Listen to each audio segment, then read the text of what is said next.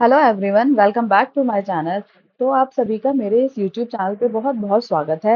And आज की इस वीडियो में हम जिस वैकेंसीज के बारे में डिस्कस करने वाले हैं वो आई है हमारी आईआईएस से बैंगलोर से। तो इस एडवर्टाइजमेंट में वेरियस असिस्टेंट प्रोफेसर्स की position in various academic departments and centres में इनवाइटेड है from citizens of India and individuals who are not citizen of India, that is with or without overseas citizen of India status. And here they also invited or they encouraged the women candidates to apply. And आपको इस advertisement में apply करने के लिए यहाँ पे इन्होंने website mention की हुई है, तो उस पर जाकर आपको ऑनलाइन अप्लाई करना पड़ेगा। एंड यहाँ पे इन्होंने रिजर्वेशन के लिए मेंशन किया है कि जो भी यहाँ रिजर्वेशन होगा वो होगा according to governments of India rules. Okay, but इस रिजर्वेशन में कोई भी कॉम्प्रोमाइज नहीं किया जाएगा with the qualification, experience and competence. And the candidates from underrepresented categories are encouraged to apply. And यहाँ पे इन्होंने डिपार्टमेंट्स मेंशन किए हैं, तो आइए देख लेते हैं कि किस किस डिपार्टमेंट से यहाँ वैकेंसीज अवेलेबल है। एंड तो सबसे पहले यहाँ पे बायोलॉजिकल साइंसेज डिपार्टमेंट है, जिसमें कि biochemistry, centre of ecological sciences, centre for neuroscience, microbiology and cell biology and molecular biophysics unit, molecular reproduction development and genetics. And in chemical science department, inorganic and physical chemistry, material research center, organic chemistry, solid state and structural chemistry unit. And in physical and mathematical science department, the center for high energy physics, instrumentation and applied physics, mathematics and physics. And in electrical, electronics and computer sciences department, computer science and automation, electrical communication engineering, electrical engineering, electronics system engineering. And in mechanical sciences department, aerospace engineering, center for atmospheric and oceanic sciences, center for earth sciences, center for product design and manufacturing, center for sustainable technologies, chemical engineering, civil engineering, material engineering, mechanical engineering. And an interdisciplinary science department, center for biosystem science and engineering, center for nanoscience and engineering, computational and data sciences, management studies, Robert Bosch centre for cyber physical system. तो यहाँ पे इन्होंने departments and respective branches mention की हुई है, तो आप जाके देख लीजिएगा। अगर आप इनमें से किसी भी ब्रांच में बिलोंग करते हैं तो ये आपके लिए बहुत अच्छी अपॉर्चुनिटी है, तो आप जाके अप्लाई कर सकते हैं।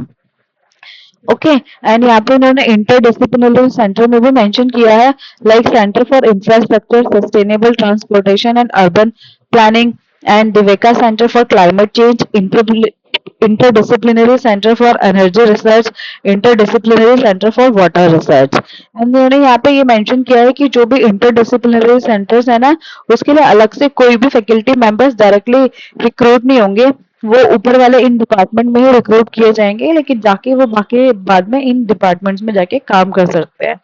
ओके, एंड यहाँ पे उन्होंने ये भी मेंशन किया है कि अगर आपको various department and interdisciplinary centres, faculty profile, academic programme, area of research जो भी देखना है वो डिपार्टमेंट की साइट पर जाकर आप चेक कर सकते हैं। तो नेक्स्ट यहाँ पे उन्होंने क्वालिफिकेशन एंड एक्सपीरियंस मेंशन किया है। तो सबसे पहले आपके पास में पीएचडी डिग्री होनी चाहिए along with first class or equivalent in masters and a good academic record throughout।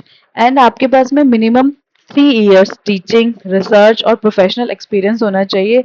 And ये जो 3 years का एक्सपीरियंस होगा ये आपका आफ्टर पीएचडी होना चाहिए। ओके, एंड यहाँ पे इन्होंने मैक्सिमम एज जो मेंशन की है वो भी 35 years है। एंड जो स्केल ऑफ पे रहने वाला है वो मिलेगा आपको लेवल 12 का with basic pay of 1,01,500। and after completion of 3 year service at level 12 ये आपका प्रमोशन हो जाएगा लेवल 13A1 में, जिसमें कि आपका जो बेसिक पे रहेगा वो रहेगा 1,31,400। तो ये काफी अच्छा पे स्केल है एंड आपके लिए काफी अच्छी अपॉर्चुनिटी है अगर आप रेस्पेक्टिव डिपार्टमेंट्स में बिलोंग करते हैं तो।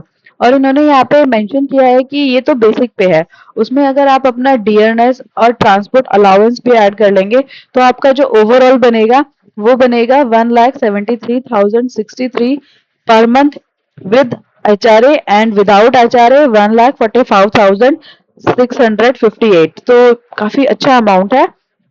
तो आप जाके अप्लाई कीजिएगा। अब यहाँ पे अलग से कुछ इनिशिएटिव्स को स्पेशल इनिशिएटिव भी मेंशन किए हैं for the new faculty members. तो सबसे पहले यहाँ पे इन्होंने मेंशन किया है कि to enable new faculty member to get started with their research as quickly as possible the required startup grant are provided immediately on joining. तो यहाँ पे सबसे पहले आपको स्टार्टअप ग्रांट मिलेगी एंड ये जो स्टार्टअप ग्रांट होगी वो आपके ऑफिस के लिए रहेगी, लेबोरेटरी फर्नीचर के लिए रहेगी और अगर आपको कोई भी कंप्यूटिंग सिस्टम रिक्वायर्ड है उसके लिए होगी।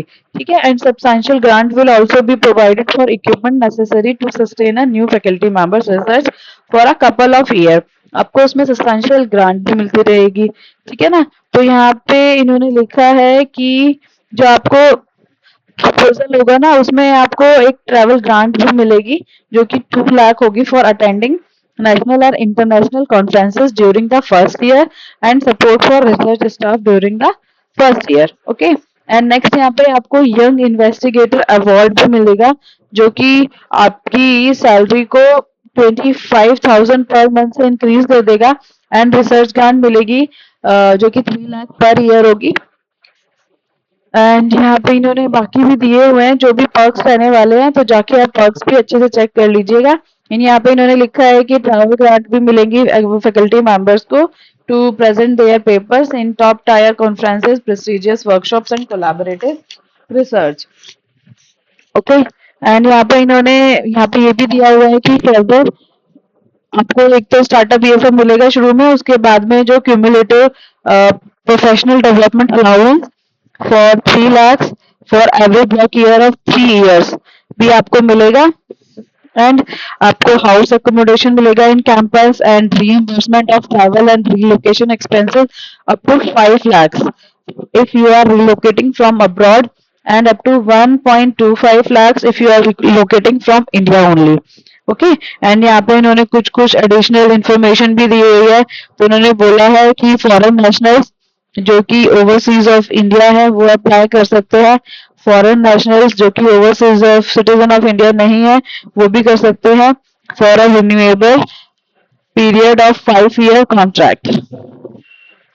एंड यहाँ पे इन्होंने मेंशन किया है कि अगर आप किसी भी गवर्नमेंट सेमी गवर्नमेंट ऑर्गेनाइजेशन में एम्प्लॉयड है तो आपको प्रॉपर चैनल के थ्रू अप्लाई करना होगा और आपको एनओसी भी अपने एम्प्लॉयर से प्रोवाइड करानी होगी at the time of interview if you are shortlisted for interview.